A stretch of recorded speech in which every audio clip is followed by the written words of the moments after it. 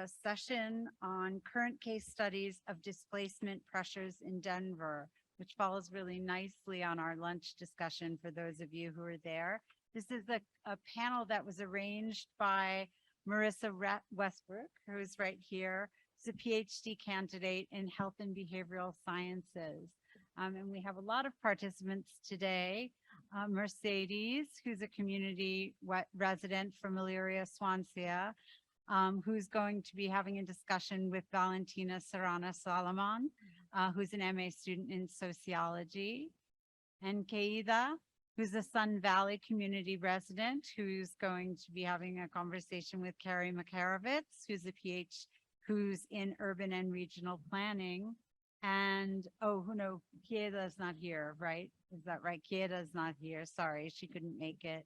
And then we have Inda, a Westwood community resident, who is going to be paired with Marissa. So I'm sure this is going to be a great panel, and I'm leaving it to Marissa to take over the moderating. Great. Hi, everybody. Can everybody hear me okay? Awesome. Thank you so much for being here today. So our panel today is on cyclical patterns of gentrification impacting communities of color. And we're drawing on current case studies of displacement pressures here in Denver. And so as we've been focusing on in the symposium so far, the experiences of residents in Auraria in the early 70s is one in a long cyclical history of institutions forcefully intervening in the lives and trajectories of communities of color in Denver. So these experiences, building on legacies of exclusion and segregation, lead to displacement pressures in present day that really cause us, I think, as a community to question what and who cities are built for. And so that's really the topic of today's panel and the different academic as well as community speakers we have today to speak on that. And so why is this important for us to think about in Denver? As the 5th fastest growing city in the US, Denver is a unique location in which to study not only gentrification, but also displacement. There's a lot of research that has been done on these topics in major cities. Many of you might be familiar with, examples from New York, from San Francisco, cities that typically have very strong tenant protections and policies in place in order to mitigate displacement. And in Denver ranked 7th among the 50th largest cities in the US for its extent of gentrification very recently, which means that we've seen a lot of increase in home values and the number of residents with college degrees. These impacts have been concentrated, unfortunately, in neighborhoods that historically house lower income communities of color. And as of 2019, a fact that is very troublesome to us as a community is that Denver leads the nation in Hispanic and Latinx displacement due to gentrification. So building from the introduction to the contrast between urban growth and local resident needs, using the case study of Auraria that has been discussed thus far in this symposium, today our panelists will draw parallels to current case studies across the metro area facing displacement pressures related to institutional investment, very similar to the case example of Auraria. This panel will provide us an opportunity to recognize the continued harmful legacies of institutions and create space for imagining next steps in partnership with community members towards a more inclusive, accessible city for all. So I'd like to go ahead and go down the line and ask each panelist to just briefly introduce themselves so that you can get a sense of a reference of who's speaking about each community today. Go ahead and panelists share your name as well as the neighborhood or research area that you're here today to represent. So like Marjorie mentioned, my name is Marissa, and I'm here representing the Westwood community, which is the area that I do my research. Hi, I'm Carrie Makarovitz, and I'm an urban planning professor, and I'll be representing the Sun Valley neighborhood.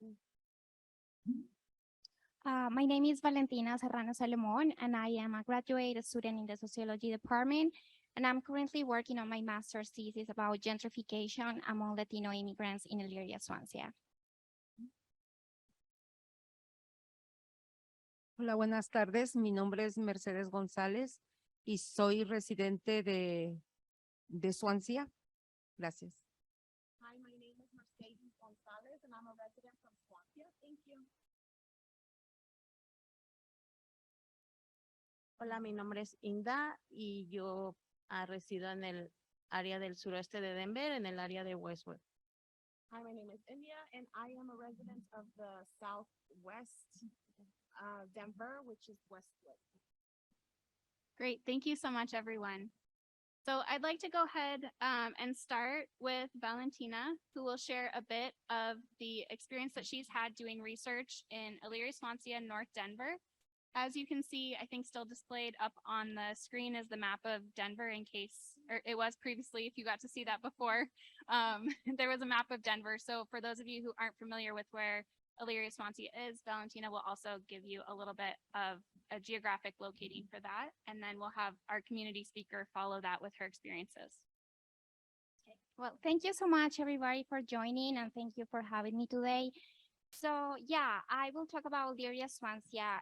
This is a neighborhood situated in North Denver with more than 80% of residents self-identified as Latino or Hispanic. This is also a neighborhood that is situated in a very industrial part of the city. So I will talk a little bit about the changes, the main changes in this neighborhood. So I will start with the expansion of the I-70, then the redevelopment of the National Western Complex, and several new light rail stations. So to talk about some of the impacts, I want to start with involuntary displacement. So how this started. There were demolition of houses. More than 56 houses were demolished to expand the I-70. So that's how this involuntary displacement started. And this is not over. This is still happening.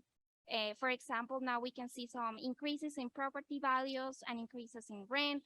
Just to give an example, between 2013 and 2015, the median home value in GS, that is to say Globeville and Elyria, Swansea, increased by 68% compared to 30% in Denver.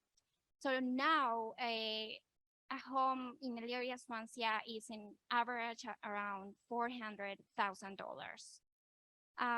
This is also causing a community disruption when neighbors see that longtime residents are leaving the neighborhood because of these developments and changes. I also want to talk about the construction disruption that is happening in the neighborhood, and this is also causing air pollution and traffic, and as a result, health issues. For example, some of the residents have experienced allergies and respiratory issues due to this construction in the neighborhood. Also, residents feel that the city did not take them into consideration when making these decisions and making these plans, and some of them do not feel benefited by these changes and these developments. Just to finalize, I had the opportunity to talk to some residents who are undocumented, and I want to say that they experience unique challenges. For example, some of them have experienced abuse from the landlords. Some of them have experienced discrimination based on race and ethnicity and immigration status. And some of them feel that even if they know that people is taking advantage of them, they are not able to speak up. They feel that if they do it, they will get deported. So this is a unique challenge that they are experiencing. And I'm happy to share more about this if we have more time at the end. Thank you.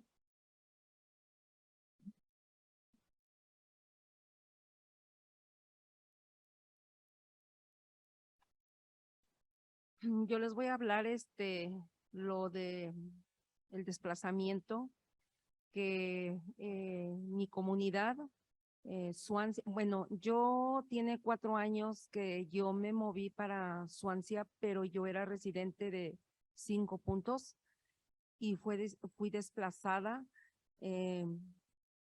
I'm going to talk a little bit of the area that I reside. I reside in Swansea, but I was actually moved there about 4 years ago. Pero yo creo que mi testimonio lo voy a dar a último. Yo represento a mi comunidad. Yo soy la voz de uno de ellos y a veces me siento muy enojada, muy frustrada. I will go ahead and give you guys my testimony, but I think I'm going to share my testimony towards the end. I want to share with you guys, I am one of the persons representing my community, and I want to start off with telling you guys how frustrated I feel con la ciudad por todo el daño que ha ocasionado a los barrios más marginados. Mi comunidad era un barrio marginado y olvidado y de gente pobre y de bajos recursos. So the city has actually done a lot of harm to our, low economy neighborhood. So with everything that they've done, they've caused nothing but more harm. And it seems like my actual neighborhood has been forgotten.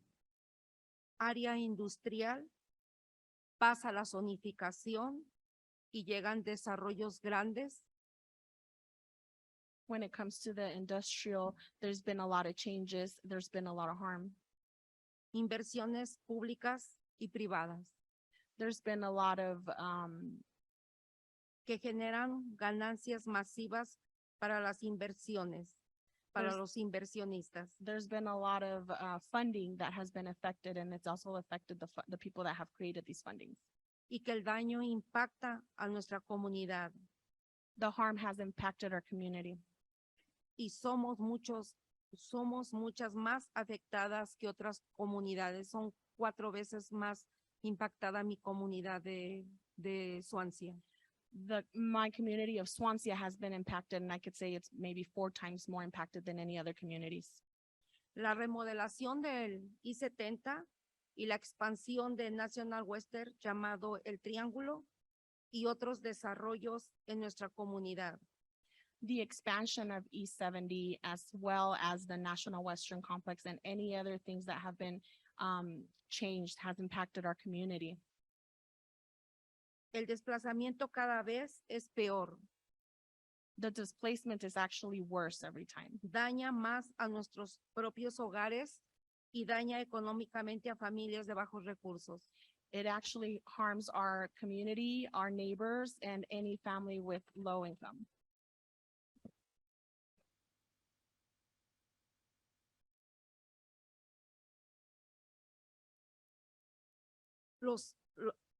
Daña a las familias más vulnerables It harms the most vulnerable families, en aumentos extremos en altas rentas, and this includes in high rent charges impuestos de propiedades. and high taxes when it comes to any property. El desplazamiento daña la salud de la comunidad The displacement also damages the health of the community, mental the mental. y causa depresión y enfermedades crónicas. It also causes depression and chronic pain management. Los más dañados son las gentes más vulnerables como las personas de la tercera edad y nuestros niños. The people that are mostly harmed in this situation would be our elderly people as well as our children. Son los más afectados al desplazamiento y De- desestabiliza emocionalmente. They are the most damaged when it comes to the displacement, and it messes with their emotions, Con sus rutinas cotidianas, sociales y disminución en rendimiento escolar. with their daily routines as well as their extracurricular activities. El impacto de desarrollo impulsa el desplazamiento The displacement has damaged the growing, y se incrementó a los desalojos de voluntarios a raíz de la pandemia del COVID-19. and this has actually caused more evictions and displacements when it comes to people in their homes. Yo creo que como residentes y ciudadanos, no ciudadanos, soy residente de Swansea, ¿verdad? Pero como personas inmigrantes, nosotros tenemos también derecho. Nosotros somos gente trabajadora, gente que pagamos nuestros impuestos y nosotros nos merecemos una casa digna, una casa que no estemos pensando, ¿verdad? Que a qué horas vamos a ser desplazados.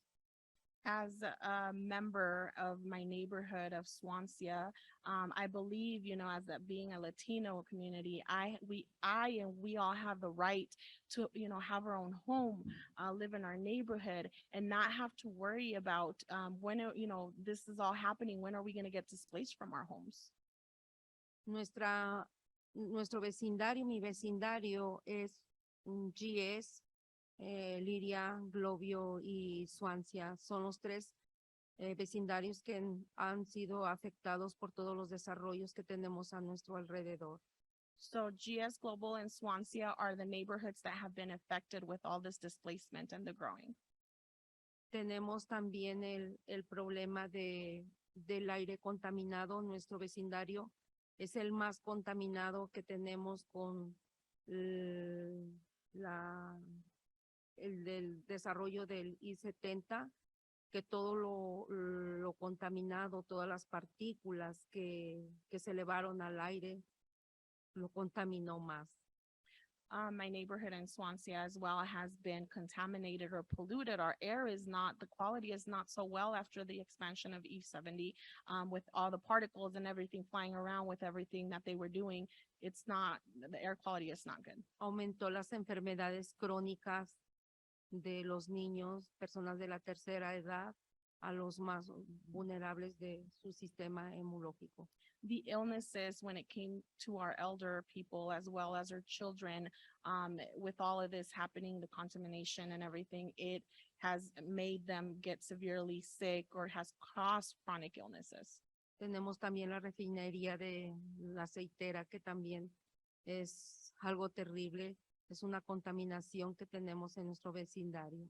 We also have the refinery in our neighborhood that also causes a lot of contamination, and it's a horrible thing as well. Yo creo que tenemos derecho, ¿verdad?, de quedarnos en nuestros hogares, y la preocupación más grande es de qué va a pasar mañana. ¿Qué va a pasar el día de mañana cuando nosotros seamos desplazados? ¿A dónde nos vamos a vivir? ¿A dónde nos están empujando? ¿A ser unos cónmeles? Nosotros no queremos ser unos cónmeles, porque nosotros tenemos derecho a una vivienda digna. I believe we all have the right to have our home, to be in our home. The big worry is what's going to happen tomorrow? What could happen tomorrow? Are we also going to be displaced from our homes? Are we going to end up being homeless? I don't think I want to be homeless. I don't think that should be right. Somos gente trabajadora, pagamos impuestos y exigimos igualdad. We are hardworking people, we are taxpayers, and we actually want equally for everybody. Y ser respetados y no discriminados. We want to be respected and not discriminated. Les voy a compartir el testimonio de una familia que fue desplazada de Swansea. I want to share with you a testimony of a family that was displaced from Swansea. Una madre de familia me comentó que fueron desplazados del vecindario de Swansea. A mother with family actually mentioned to me that they were displaced from their home in a neighborhood in Swansea. Ellos vivieron por muchos años y eran parte de la comunidad de Swansea. They lived there for many years and they were part of the community from Swansea. Ella no quería moverse por sus niños, que ellos iban a la escuela del vecindario, pero ella batalló mucho y no pudo encontrar una casa de renta, y si lo encontraba era una cantidad que ella no podía pagar. She struggled a lot with trying to move from there. She didn't want to move because she had her children in their school and they liked their school. Eventually, when she looked for somewhere to rent, it was ridiculously high. The rent was very high. Y ahora con requisitos que si tienes cuenta de banco, and with the requirements now that they ask that you have to have a bank account, que si tienes un buen crédito, if you have good credit, como que si fuera a comprar una casa, like if you were actually going to apply and le get a rentan la house. casa, y si no, no hay renta para ella. And if you are okay with all of that, then they rent the house to you. If not, then they don't. Ahora vive en Montbello, Now she resides in Montbello, pero para ella y su familia fue el cambio muy difícil. But Y- for her and her family, it was a very hard change. desesperante, y la preocupación eran sus hijos. Frustrating, and her worry mainly were her children. Los niños se están muy tristes, llorando, y le dicen a su mamá que no quieren ir a otra escuela. The children are very sad. They cry and they tell their mom, we don't want to go to a different school.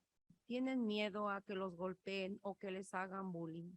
They're afraid of being hurt by someone else or even, suffer the bullying at school. Por esta razón, su mamá decidió no moverlos de su escuela. This is the reason why their mother decided not to move them from their school. Por el bienestar de los niños, aunque la distancia y el tiempo es complicado. For the well-being of her children, even though the distance is pretty complicated. El impacto de desarrollo impulsa al desplazamiento involuntario.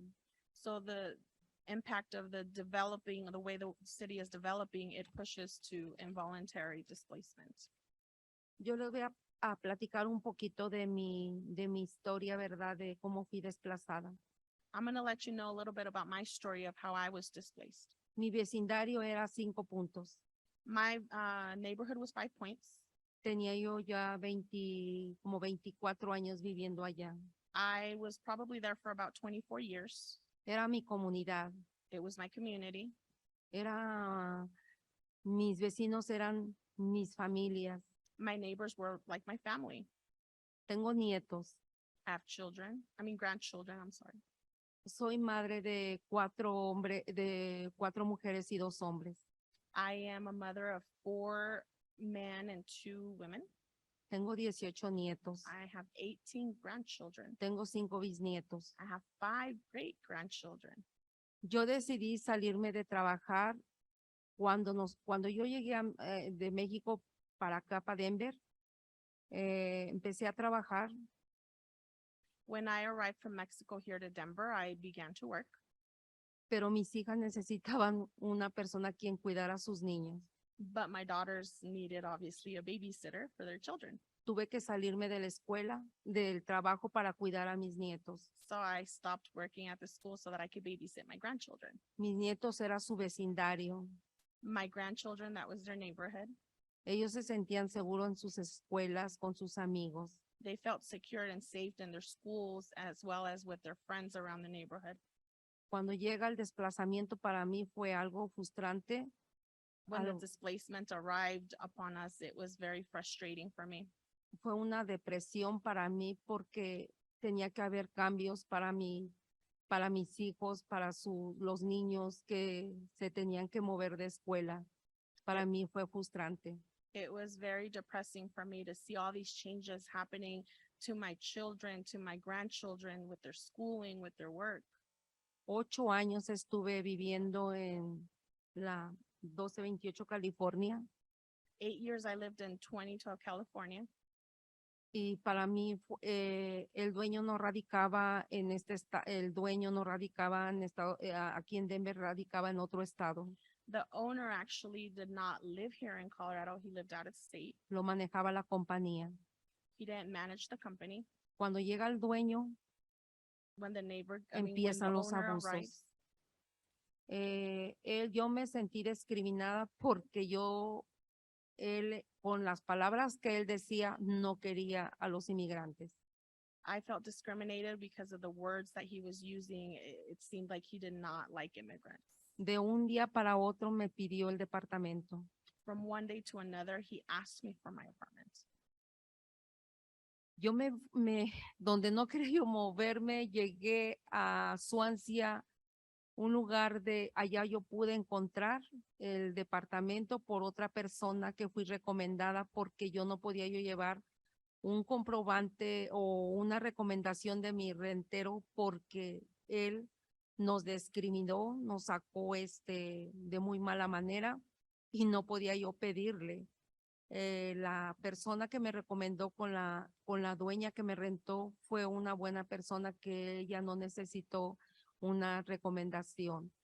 Y me fui donde no quería yo irme, en medio de desarrollos, en medio de el 170 que iba a ser demolido, llegué allá. So eventually when I moved, I was stressing, I'm thinking, what am I gonna do? I'm not gonna have a letter of recommendation from the landlord that I got kicked out of my apartment. He discriminated me. He didn't want to help me with that. Thank God, wherever I decided to move, the individual there helped me with all that. So it was something that they didn't really require. I was not so happy about the move, having to move to a place where there was going to be a lot of development. Yo me sentía yo atrapada, acorralada, porque yo miraba, yo tengo una fábrica cerca de la casa que es como produce alimentos de todo tipo de animales y es un ruido ensordecedor en la noche, el ruido del 70, de máquinas, ruido, es algo terrible, las vías del tren, que el tren se para por horas. Yo me sentía yo acorralada, me sentía yo en las noches, no dormía yo nomás de oír todo ese ruido que daña psicológicamente y mentalmente. After all this happened, I felt trapped with nowhere to go. It was like moving to a place where there was so many activity. I lived right next to a factory that makes all kinds of dog products and food. Having to hear the noises all at late at night. Not only that, but the noise of the highway, as well as the railroad. I mean, the actual train would just stop and make noise in the middle of the night. That was all just very distressful. Y otras familias que con su testimonio de ellos, ellos también comentan lo mismo, que el desplazamiento para ellos fue algo terrible. Other families have very similar stories to mine, discussing how displacement has, affected them. Tuvieron que irse a otras áreas lejos de su vecindario. They had to move to other areas far away from their actual neighborhoods. Yo creo que todo lo que estamos pasando en nuestro vecindario, pues es algo terrible y esperemos que algún día, ¿verdad? Los de la ciudad, los concejales, el alcalde, que ellos oigan nuestras voces y nuestras súplicas. I believe everything that's been happening in our city around us is awful. I do hope that the city council, as well as our city mayor, will someday, really hear our voices, everything that we have to say. Y yo creo que a raíz de todo esto fue el desplazamiento también se originó cuando fue aprobada la legalización de la marihuana. I also believe with all the changes in the displacement, what also affected was when they legalized marijuana. Nuestro vecindario también está lleno de establecimientos de droga, de invernaderos, y eso causó también grave daño a la salud de las familias y de los niños. Around our neighborhood, we run into a lot of dispensaries. This has also caused a lot of issues with our families, with our children. Porque se vinieron muchas familias de otros estados, como se legalizó aquí en Denver, llegaron muchas personas, otras familias de otros estados, y ahí fue cuando también se vio el aumento de la renta y del desplazamiento y todo lo que se venía ya en nuestros vecindarios, no nada más el vecindario de Swansea, de los 3 vecindarios, sino que yo creo que todo Denver. So pretty much since that all occurred, we've started getting a lot of people from everywhere moving to Denver because the marijuana was legalized. And after all that happened, the prices on the rents went up. I'm not just saying the displacement, because with the displacement, we're also, like I said, we're talking about the 3 neighborhoods around. It wasn't just Swansea. Eso fue todo los testimonios que yo di y muchas gracias. Those are all my testimonies, and thank you very much.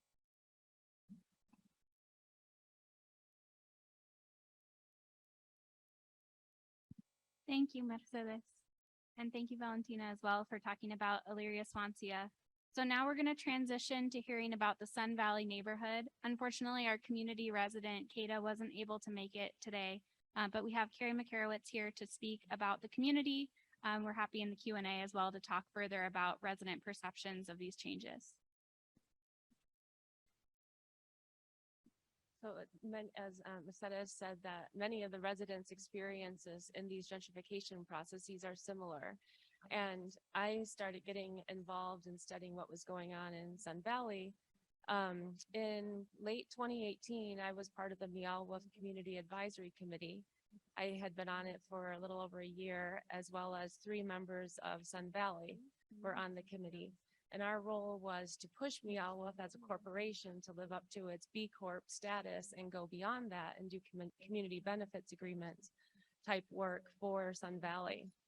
A year into the work with Meow, we learned that 3 of our members of our committee may be displaced unwillfully from the Sun Valley redevelopment. So Sun Valley is it largely was a Denver Housing Authority property since the 1950s when they built hundreds of units, and DHA owns 45 acres in that neighborhood. And so most of the residents, about 95%, were all residents of the DHA housing units.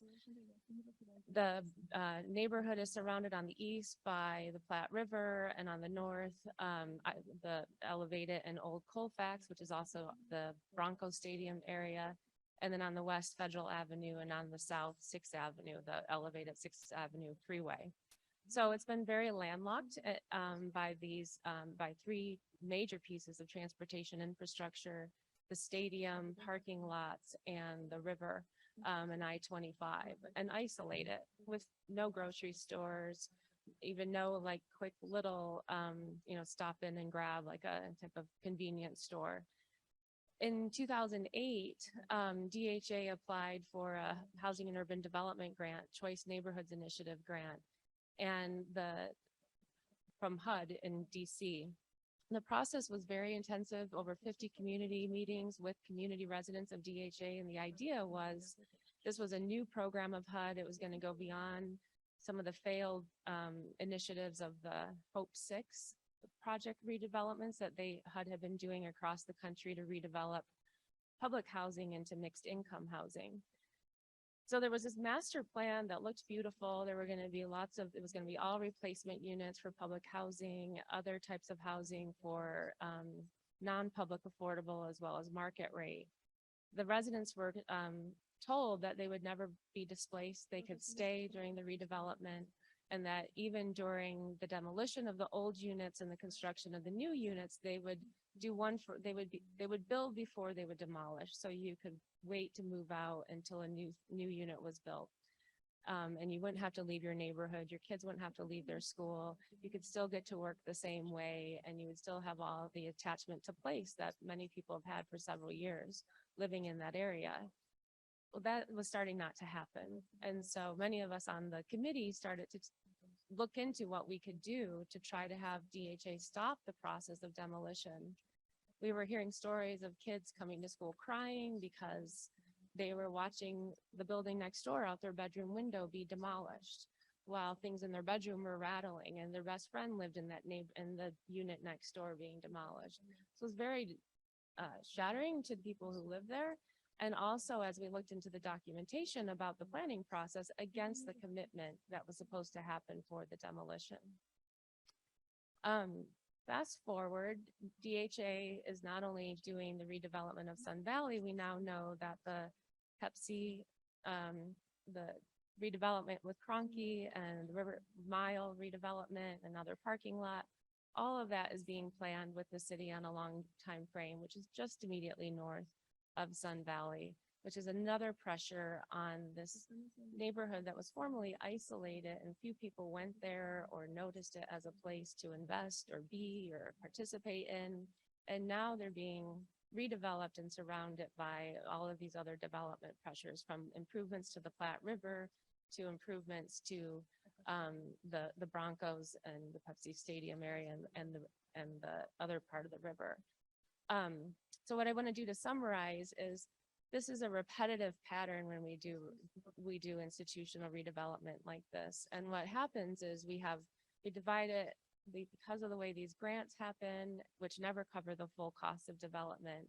they divide it into groups of who are the people, who owns the land, and who's going to do the vertical development. So our horizontal team, our vertical team, and our people team. And these teams don't talk.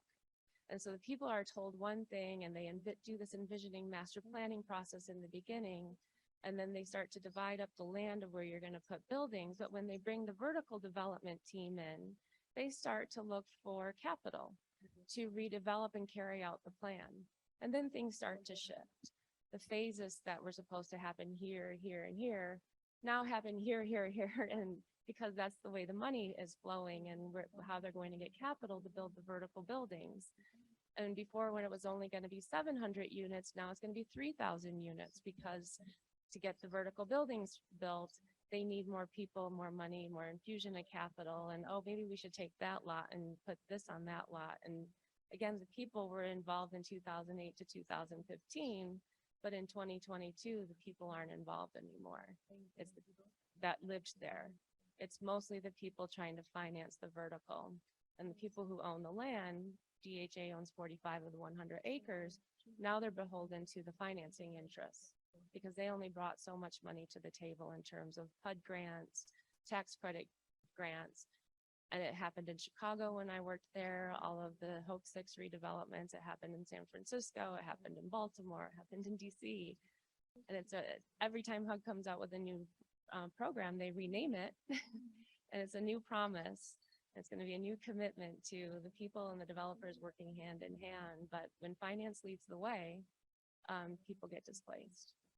And so as an institution of Auraria, we need to make sure that when we're making improvements to our campus and talking with the River Mile development team and Meow and that expansion and things around us, that we're keeping those three entities together: the people who occupy the space, the landowners, and the people who are going to bring in the money to help build new facilities.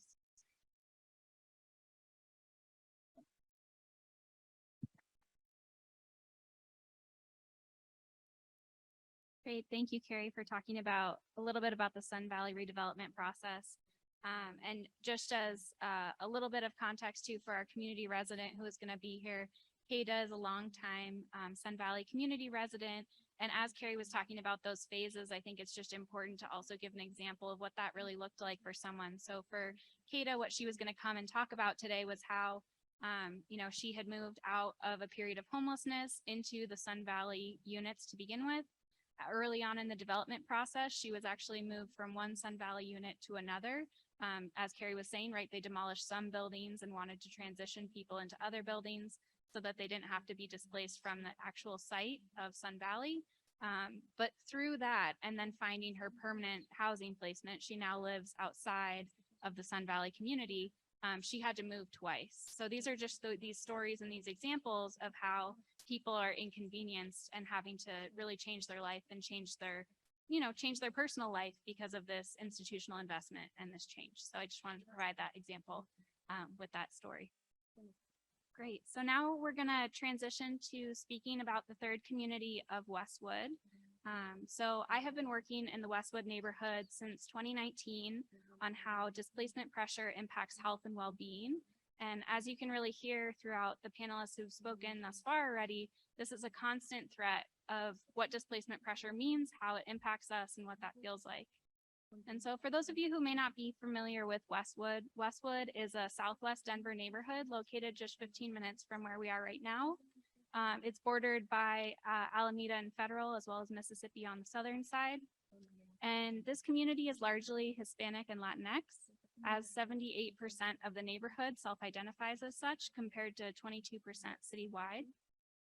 30% of the neighborhood is foreign-born, and a quarter of the residents are monolingual Spanish speakers. So it's a very similar community that we've been talking about compared to Elyria Swansea, a very large community of immigrants, as well as second-generation community members. And so in a 2016 study done by the City and County of Denver, the Westwood neighborhood met all the criteria for being at risk of neighborhoods for gentrification.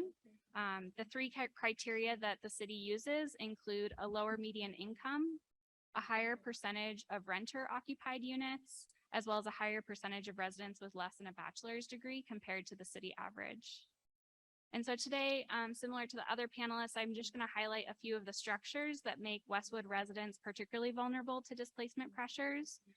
The two that I'm going to highlight in particular, the first being how investment companies benefited from the foreclosure crisis when many families were destabilized and transitioned from homeowners to renters during that time period. And then the second is a more similar case study of infrastructure investment in thinking about how city redevelopment and investment has continued to provide improvements to the neighborhood, but improvements that inevitably increase land values and generate increased housing costs for residents who are already at risk of displacement. So just to provide some examples from the foreclosure crisis, the Southwest Denver area was hit very hard by the foreclosure crisis. Including Westwood, it had the 4th highest zip code in the country in 2008 for foreclosures. So this is a community that suffered a loss not only of many jobs, but also of many homes.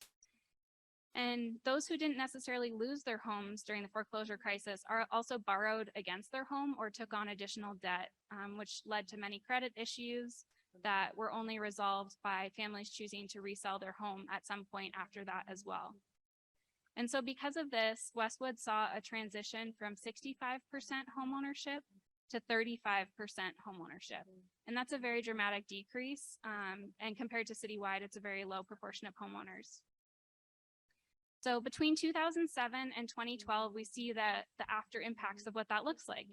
A quarter of the neighborhood, many of these being the foreclosed homes, were purchased by 20 investment companies so that they could rent them out as short-term and long-term rentals. In fact, 1 in 6 homes in Westwood was flipped or renovated as a result of the foreclosure crisis. So if you have time, after this and you look around some of these neighborhoods on Zillow, for example, you see very stark examples of some of the ways that investors are trying to get their money's worth by flipping some of these homes very quickly for high profit. Since then, homeownership has still hovered very low in the neighborhood at 36%, and that's compared to a city average that's over 60%. So since then, thinking about the city redevelopment processes and the investment that's occurred in the Westwood neighborhood, residents are experiencing this redevelopment that's consistent with many areas, not just here in Denver, but also across the US that have experienced gentrification. And those are things that we sort of normally associate as really important, great things, right? Infrastructure dollars from state as well as local development that have spurred the transformation of some of these neighborhoods. And starting from after the recession, a few examples of these include new pavement, for example, in the alleyways, new bike lanes, construction of a park, the Four Winds Park or the Cuatro Vientos Park on Alameda in 2013, which was actually the first community park to be built in 30 years. So I'm highlighting some of these examples to show this community, right, was disinvested in for a very long time and then has faced this massive investment since the recession. Westwood also secured a bond that ranked as the 2nd highest investment of any single council district in Denver during that time period. Was able to start a mural program in an attempt to replace some of the graffiti in the area. There was a former abandoned building that was transformed into a park and new affordable housing. So there's a lot of these examples. And when we add all of these things up together, between 2011 and 2018, the Denver Office of Economic Development invested over $11 million in Westwood through neighborhood improvements, workforce development, business development, affordable housing, and land acquisition. And that's only the public dollars. There's also a lot of private dollars from foundations and philanthropic efforts that sort of supplemented that $11 million. And further, Denver bonds that were passed in late 2017 by City Council approved 2 additional major projects in the community. There's now $50 million of investment coming to the community in the few years to come. One is a recreation center at a total of over $37 million that's set to open soon. The community has not had a recreation center of this size and caliber, as well as $12 million for upgrades to Morrison Road to continue developing the area into a main corridor that's a shopping district with restaurants, bars, highlighting a lot of the existing businesses in that area as well.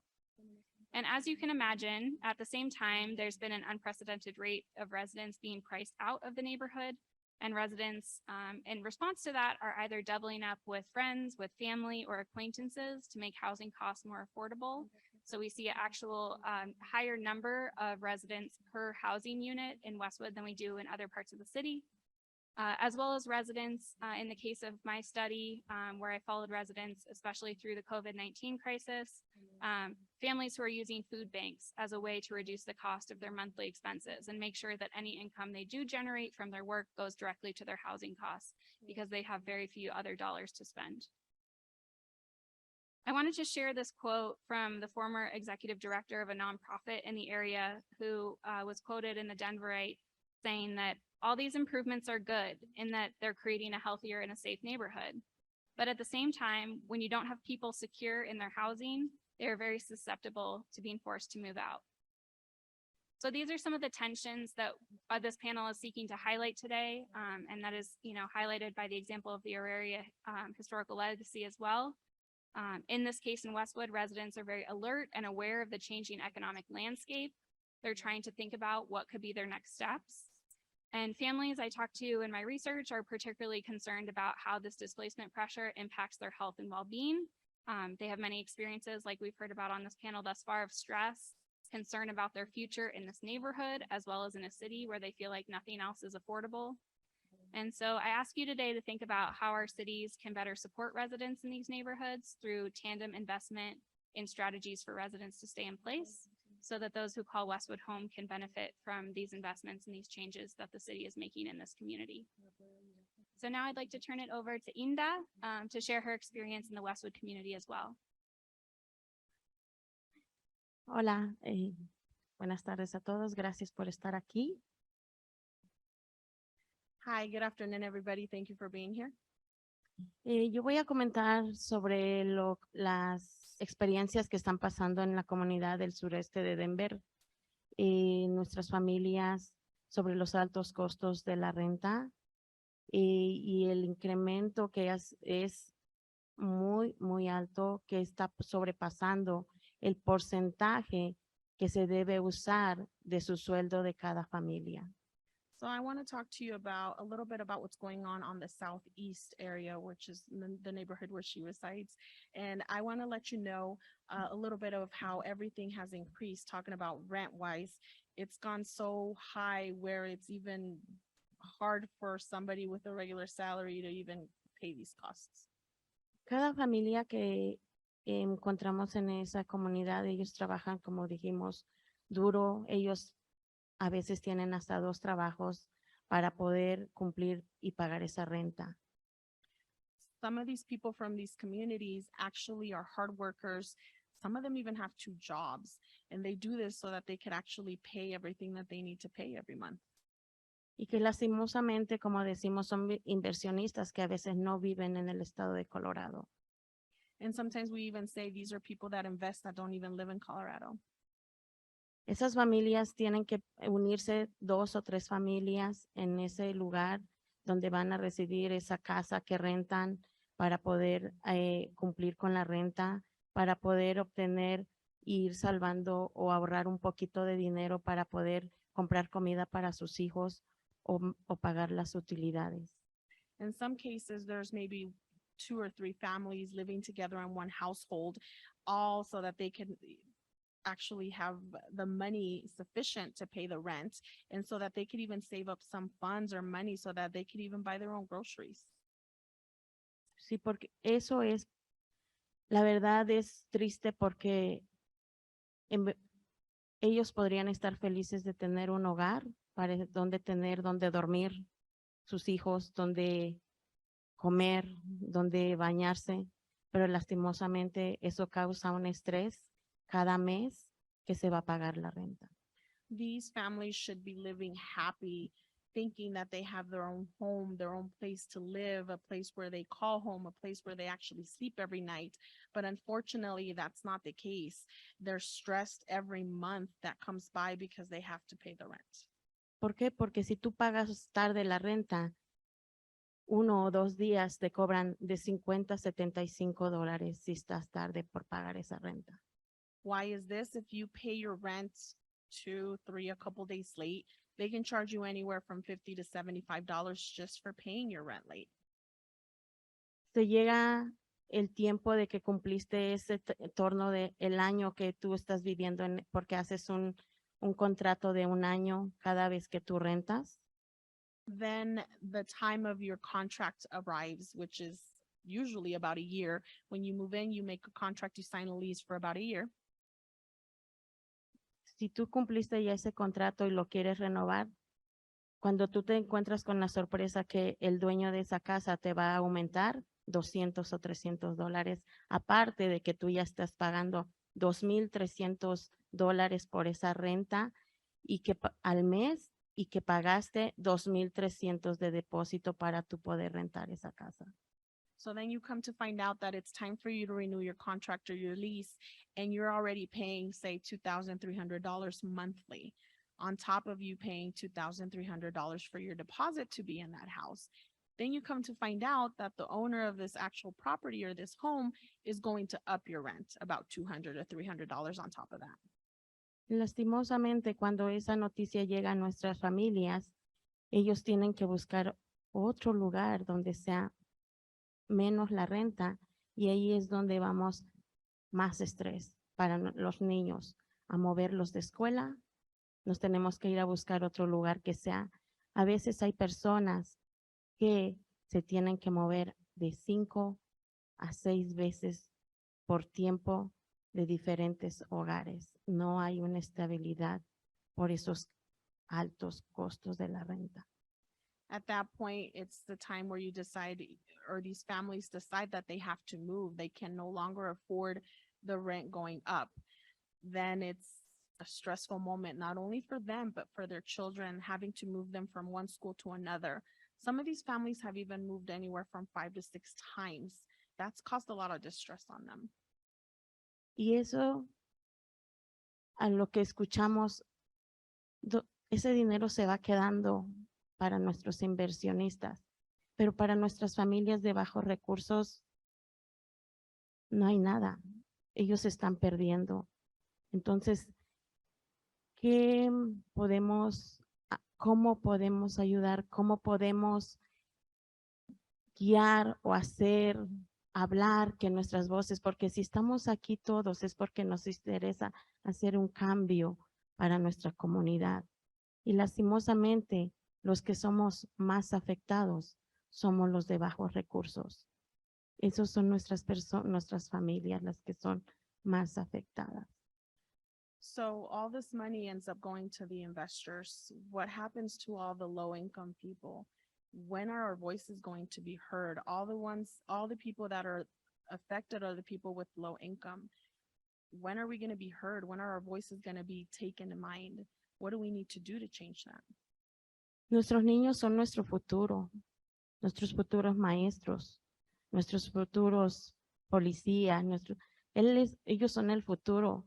Necesitamos cuidar nuestros niños porque estamos dándoles, como decía una persona que me comentaba, yo vivía en Denver, me tuve que ir a vivir a Thornton, que encontré algo más barato, pero traigo a mi hijo desde Thornton a Denver porque ahí tiene la babysitter que lo recoja a él porque ella no puede, está trabajando, recogerlo después de la escuela.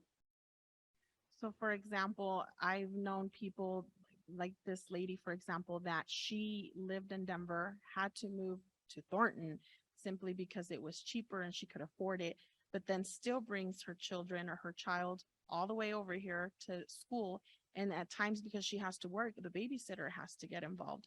We need to keep in mind that our children are our future. Our children are later on going to be teachers, a police officer. We need to take care of our children. Los niños son los que más pasan, aparte de que ellos sienten el estrés de los padres o su familia, lo que está pasando, ellos son los que más sufren. ¿Por qué? Porque ellos tienen una estabilidad ya de 10 años, 12 años en su vecindario y muchas veces los tienen que mover de escuela. Ellos ya conocen sus amigos, sus maestras. Como decía mi compañera, nuestros vecinos son nuestra familia porque ya sabemos, le tenemos la confianza que ellos nos van a poder ayudar a cuidar a nuestros hijos mientras trabajan, porque, como les repito, hay padres que tienen que tener 2 trabajos para poder cubrir sus gastos. Our children are the ones that are being more affected, especially with the stress that we, persist to them or we show them. At the end of the day, like I say, when these families have to move, the children get affected. There's families that have had to move them from the area that we call, like I said, our neighborhoods have become our families. So you feel that comfort of, allowing your neighbor to actually take care of your child while maybe you're working. There's some families that have to have 2 jobs. Hay un vecindario que años atrás, en esa misma área, perdón, había casas móviles. Esas casas móviles las demolieron, hicieron apartamentos más nuevos, ¿verdad? Porque las casas móviles ya eran viejas.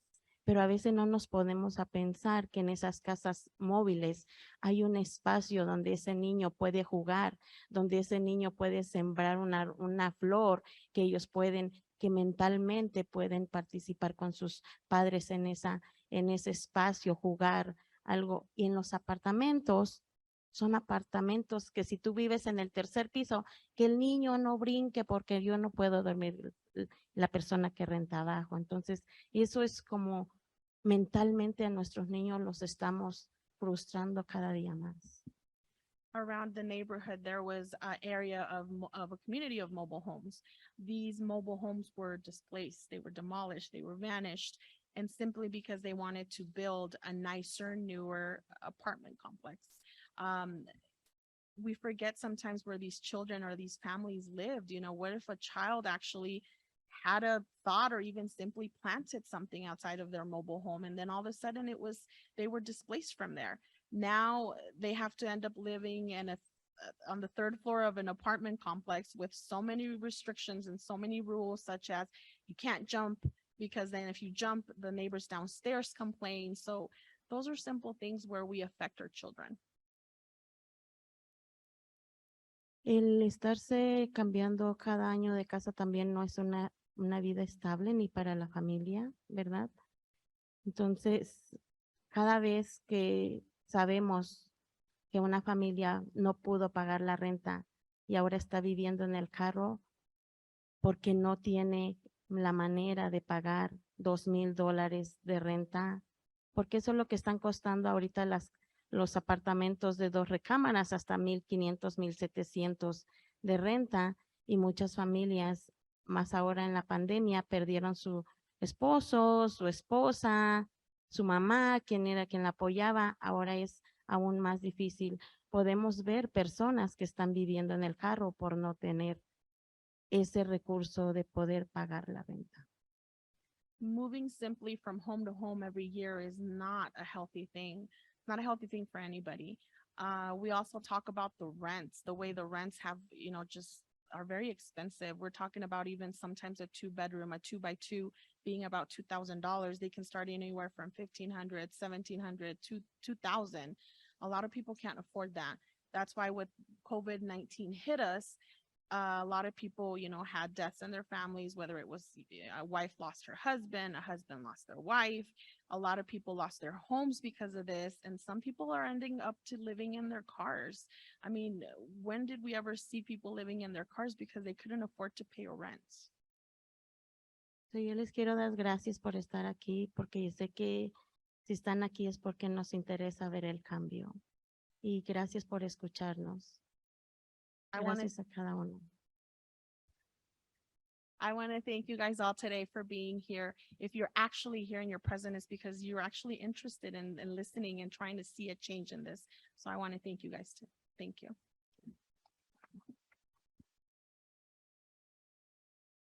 Thank you, Inda. Wonderful. Well, now we have lots of time for Q&A. So I wanted to open up to the audience. If there are any folks who have questions, if it's for a specific panel member, feel free and share that. Or if it's for the panel more generally, feel free to let us know as well. And I see your hand back there. Hi, thank you all so much. This is a question for the whole panel, but I'm curious what you all see as the path forward. I feel like for me, the obvious answer feels like rent control or rent stabilization, but I'm wondering if there are other things that you all have found that you're advocating for and hoping to see the city and the state do.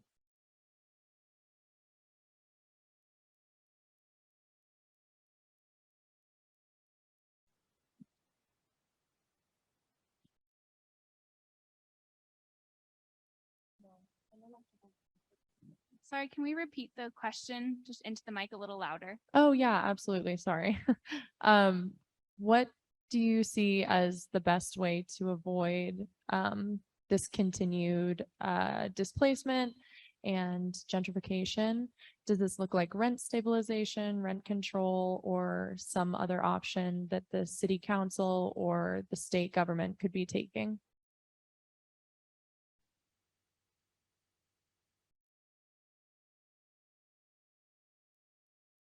I can start with a few thoughts. I think what you're sharing are super important things. I also think about what are the strategies and the ways in which we stabilize families first and foremost.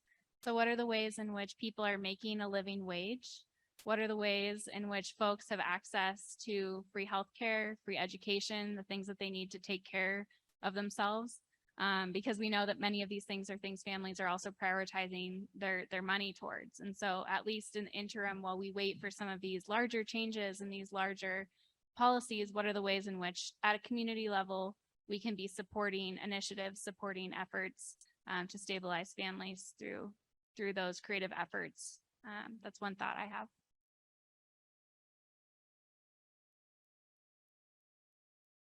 Yeah, I also have like a similar idea. I'm thinking about, so yeah, we need additional affordable and public housing to mitigate displacement, but we also need some programs to help people who remain in the neighborhood. Because as we know, for example, the case of Mercedes, she's still living in Auraria, Swansea, and she has felt impacted by the construction, by the air pollution.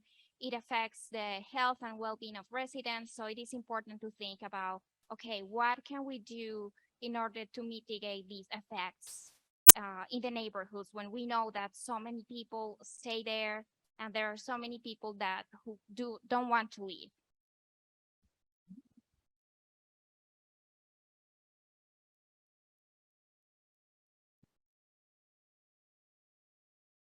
Bueno, yo creo que también es importante la estabilidad de cada familia, no importando sus estatus, porque cada familia paga sus taxes en ¿verdad? Aquí en el estado y federal también. Entonces creo que eso sería una manera también de estabilizar, porque muchas familias, como dijimos, son emigrantes y creo que eso sería un punto muy importante para toda la comunidad, no importando sus estatus, porque todos trabajamos y pagamos nuestros taxes. Well, another point that's very important, there's a lot of us that are here, we work, we pay our taxes. I believe there should be something that should support no matter what is your situation or your status, whether you're immigrant or not, because some way, in one way or another, we're all paying taxes, whether it's state, whether it's federal. Y también yo pienso que se debería hacer algo para que haya un control de renta, porque ahora en estos momentos no hay un control de renta, por eso los dueños de casa están abusando a los renteros con las altas rentas. Y el testimonio de una madre de familia que ella estaba pagando 1,600 por 2 recámaras y le subieron $500 de más. Entonces, ella ya no pudo pagar ese pago y tuvo que ir a vivir con sus padres y sus tres niños, y está pasando por unas situaciones difíciles en estos momentos porque ella lo abandonó su esposo con sus 3 niños y no puede pagar esa renta. Another thing that we can think of is to find a way to have some kind of rent control. The reason we say this is because there's times where these owners of these houses that are being rented or landlords, they don't care. They're just charging crazy amounts of rents. There's another testimony of a woman that I know that is a single mom, 3 children. She was paying for a 2-bedroom, 2-bath, $1,600 a month. And then when we talk about that renewing of the lease, her rent increased $500. At that point, she was Mhm. not able to afford that. Her husband had actually abandoned her and her children. So what did she have to do? She had to move into her family. So she moved back home with her mom and her dad. Y también un aumento, yo creo, de salario a los que están ganando salario mínimo para que las familias puedan, pues sí, tener para poder sobrevivir, ¿verdad? Porque con lo que están ganando no pueden sobrevivir. Se paga la renta, se come, tenemos que escoger. Se va a pagar la renta y se tiene que disminuir la comida. Ahora los costos de los alimentos han subido demasiado y ahora con las familias de bajos recursos tenemos que disminuir lo que antes se compraba y lo poquito y no se puede tirar comida porque es muy difícil. When it comes to the minimum wage, if there's a way that maybe we can raise a little bit that minimum wage, the way we're getting paid now, anybody that has a minimum wage, it's hard to try to live in an area like this. Sometimes these families are thinking, well, I got to pay the rent and now I'm going to cut a couple of dollars here when it comes to groceries, for example, or, you find a way where you're not buying things that you used to buy before. So you're cutting a lot of things. Y los desarrolladores porque todos los desarrolladores vienen de fuera, ¿verdad? De otros estados a hacer aquí con la ciudad acuerdos para esos desarrollos. Yo creo que la ciudad también debe de mirar a la gente más necesitada y de pedirles que también haya acuerdos para la comunidad que donde van a llegar esos desarrollos, para que ellos ofrezcan, los desarrolladores, vivienda asequible, una vivienda justa, con el 30%, yo creo, para las personas de bajos recursos. So all these things that are being developed, people that are the developers coming, sometimes they're not even in state, they're out of state, to talk to them, what is actually what's going to be developed? How is it going to really affect? Is there any way where we can make an agreement where if you're going to, build something here where there's an actual neighborhood that won't get affected, or even maybe make a bigger neighborhood, and maybe make it at a 30% for all the low income families?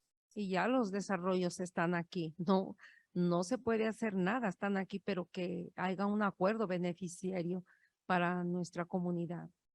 Of course, all the developments are already here, they're taking place, but we want to come up with something that's beneficiary for both sides, Con vivienda asequible y justa. with obviously neighborhoods and something that's just for everybody.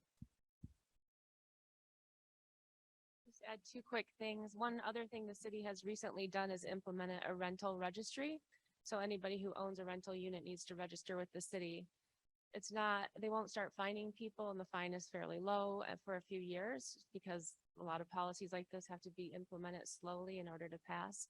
But that would allow policymakers, housing agencies, people who can provide support to families who might be at risk of displacement to actually study the pattern of where these big corporate companies are coming in and buying up single family homes in neighborhoods, so that the cities across the country are trying to determine if there's some kind of policy within the law that they can put in place to show that corporate ownership of dozens, hundreds sometimes of homes in our neighborhoods is not the intent of housing, and to find ways to slow down that pressure. And then the second is community benefits agreements, and they've been tested for years across the country and in Denver too. The problem is it's usually the community with a low budget to hire a lawyer, and then a corporation who's doing the redevelopment. And then when you get the community benefit agreement so that the developer has to provide benefits in order to develop in the neighborhood, they're weak, they don't have strong law, they're not held up contractually in court, or even if they could be, it's hard for the community to take the developer to court and hold them to the benefit they agreed to. So the city could preemptively, when they know they're going to be making investments in communities, start these community benefit agreements and be the third party mediator in a stronger role. and support the community residents in their legal efforts to make the CBAs more contractually sound. And do it when they start the planning process rather than leaving it up to the neighborhood to defend for themselves in these agreements. Do we have one other brief question as we wrap up the panel? Any other questions?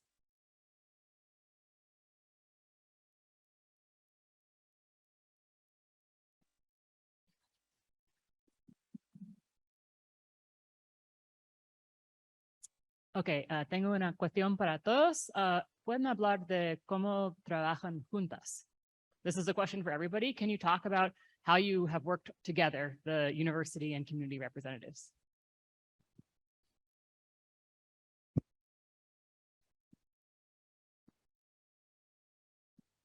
Yeah, thank you for your question. So in this case of Auraria Swansea, we are working on a research project for about 2 years, which is Social Justice and Environmental Quality Denver. This is a big project with the University of Colorado Denver and Boulder. So we have been working with the community, trying to understand air pollution and other impacts in health and well-being.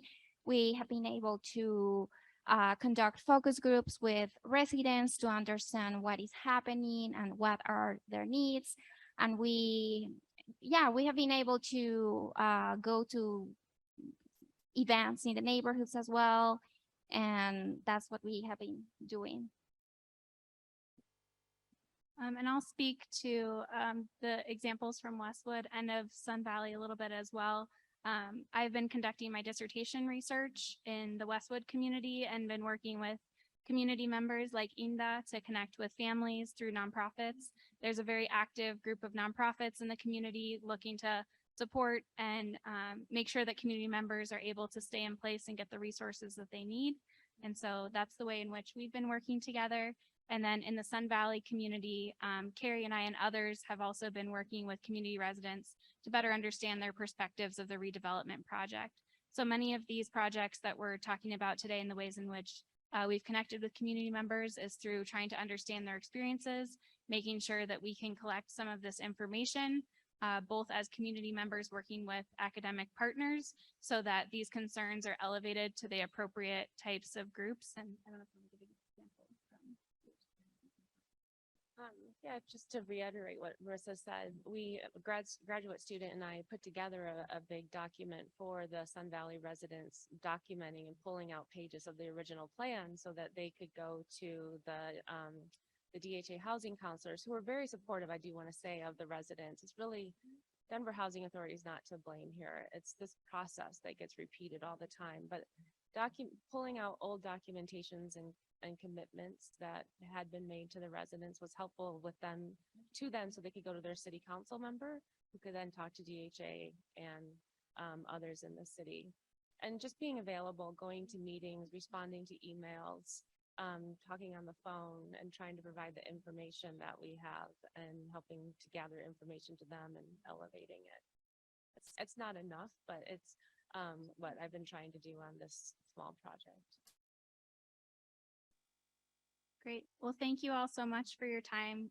We're at time, but we're all available for questions. We'd love to continue talking with you and learning about the ways in which you're doing this work, you're working in community, or you are a community member yourself attending this panel. So please come chat with us afterwards as well. Thank you for your time.